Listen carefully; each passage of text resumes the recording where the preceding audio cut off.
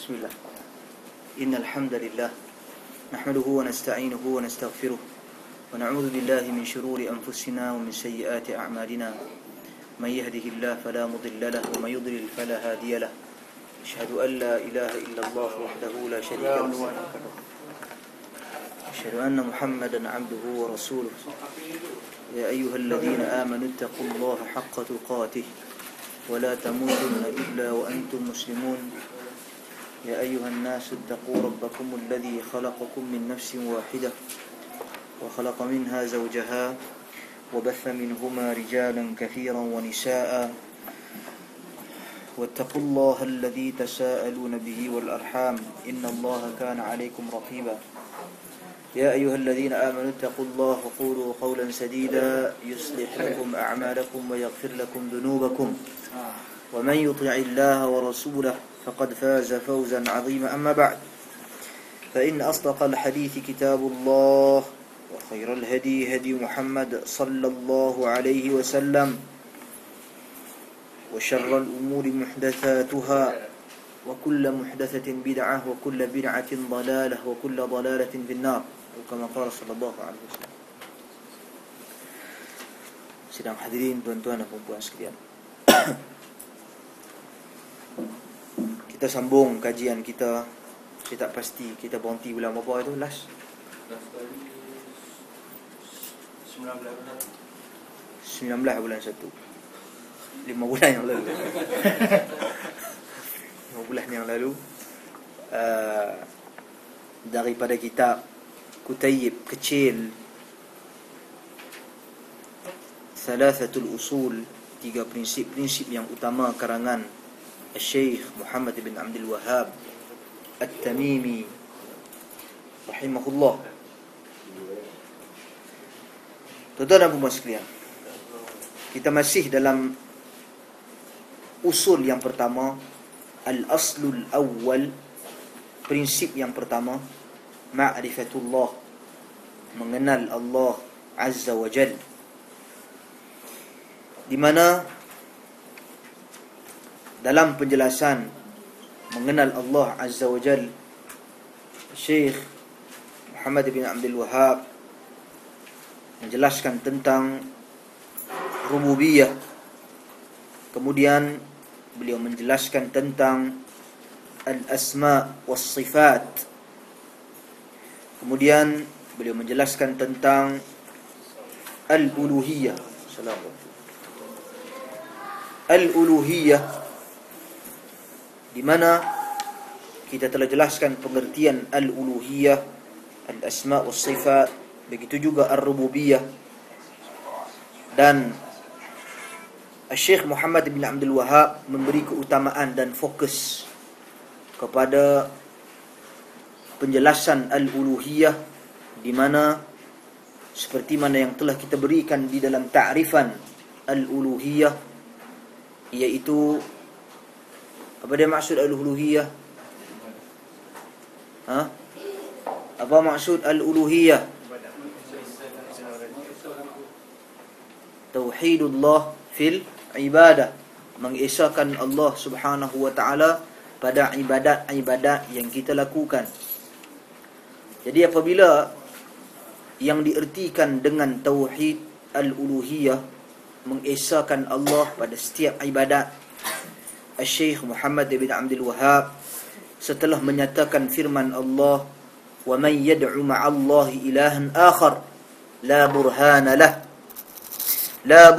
lahu bihi fa innama hisabuhu 'inda rabbih innahu la yuflihul kafirun. Eko kuat. Dia jadi macam apa dia? Buat hauzah. Eko ni mana? Eko tu dia bergaung. Yang mana Eko? Kau tahu mana? Eko tu. Hello. Okey, tak ada Eko lah. Okey.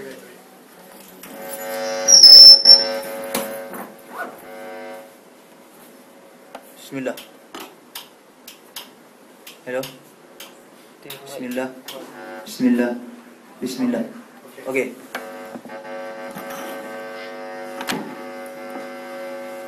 Bismillah.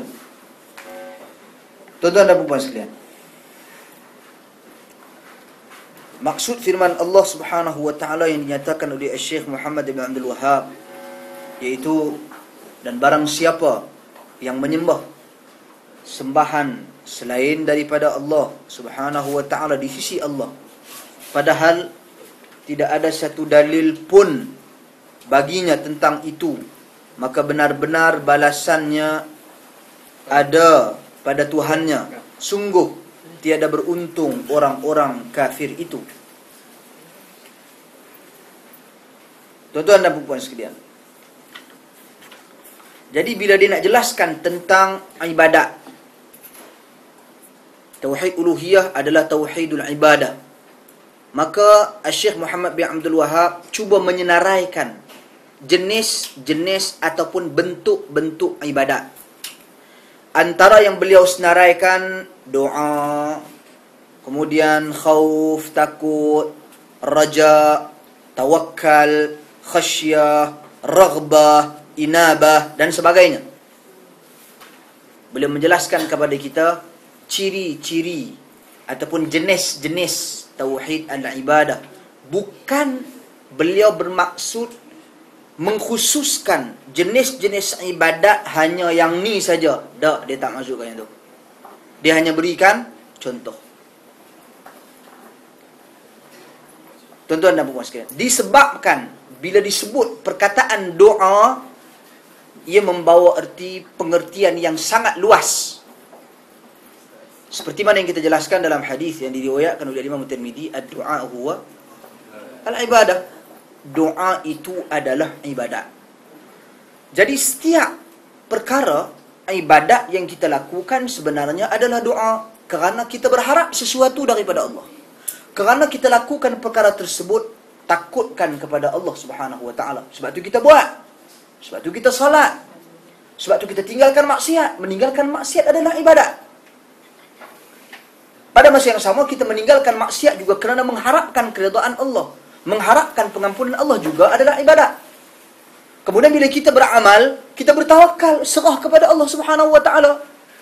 Kita tak dapat menentukan bahawasanya ibadat kita diterima ataupun ditolak. Semaksimum yang kita boleh lakukan, kita meyakini Allah Subhanahu wa taala tidak akan menzalimi hamba-Nya. Semaksimum yang kita boleh lakukan, kita lakukan ibadat sesuai dengan tuntutan Allah dan Rasul sallallahu alaihi wasallam. Takat tu je kita boleh pergi. Lebih daripada tu, confirm kita buat masuk syurga, confirm kita buat ni pasti ni, confirm kita buat ni ganjaran dia syurga, balasan dia neraka.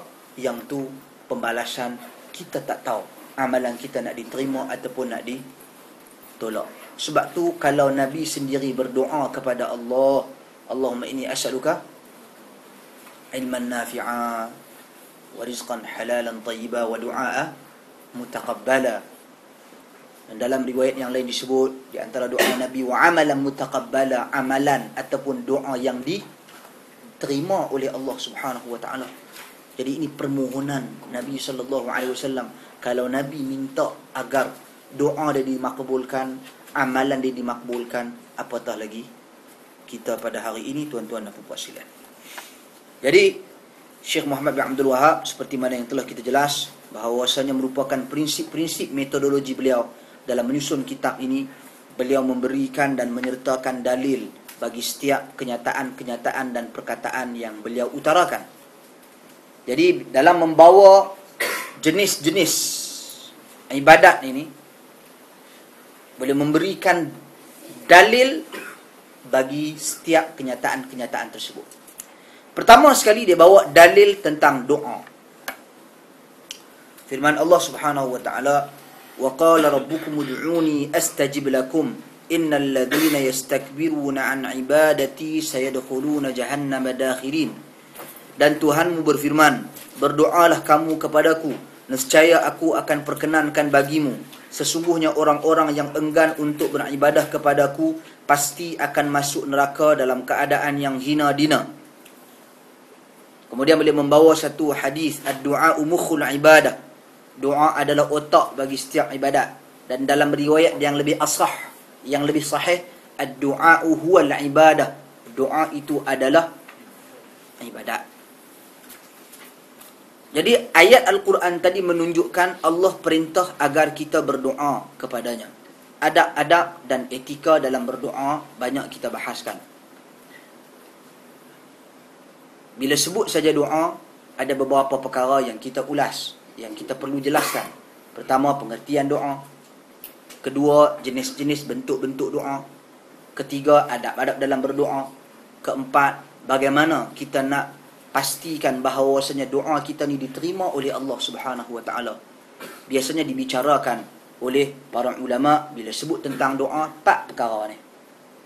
Pertama, bila sebut pengertian doa, apa dia doa? Doa tu apa?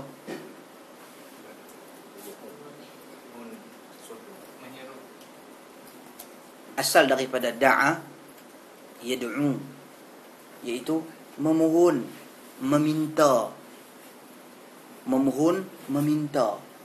Itu dari sudut penggunaan bahasa Arabnya. Sebab itu perkataan as-salah, salat, sebahagian daripada ulama bahasa sebut ia sebagai ad-du'a dari sudut bahasa. Semayang tu sendiri, salat tu sendiri adalah doa. Pasal apa? Pasal dalam kita salat, kita memohon keridaan Allah. Dan dalam kita salat, bacaan-bacaan kita dalam salat adalah doa. Kerana setiap bacaan kita, kita memohon ganjaran, pahala daripada Allah Subhanahu wa ta'ala. Jadi sebab tu semayang sendiri adalah doa. Dan kalau kita pergi kepada pentakrifan yang lebih luas dari sudut istilahnya yang diberikan oleh Nabi sallallahu alaihi wasallam, ad-du'a'u huwa al-ibadah.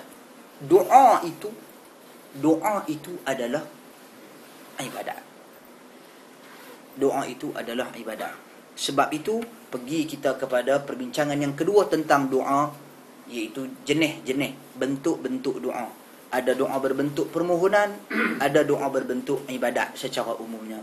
Doa berbentuk permohonan, kita minta kepada Allah. Benda ni selalu kita jelaskan dalam kuliah-kuliah kita. Minta, ya Allah Tuhanku, ampunilah aku, ya Allah Tuhanku, sekian-sekian. Permohonan. Dan satu lagi doa berbentuk ibadat, yang mana kita buat amal kebaikan dan kita mengharapkan keridaan dan ganjaran pahala daripada Allah Subhanahu wa taala, maka itu adalah doa. Ketiga, adab-adab dalam kita berdoa. Antara adab-adab dalam kita berdoa disebut oleh Nabi sallallahu alaihi wasallam, fa hamidallahu wa athna alaih. Nabi puji Allah Subhanahu wa taala, Nabi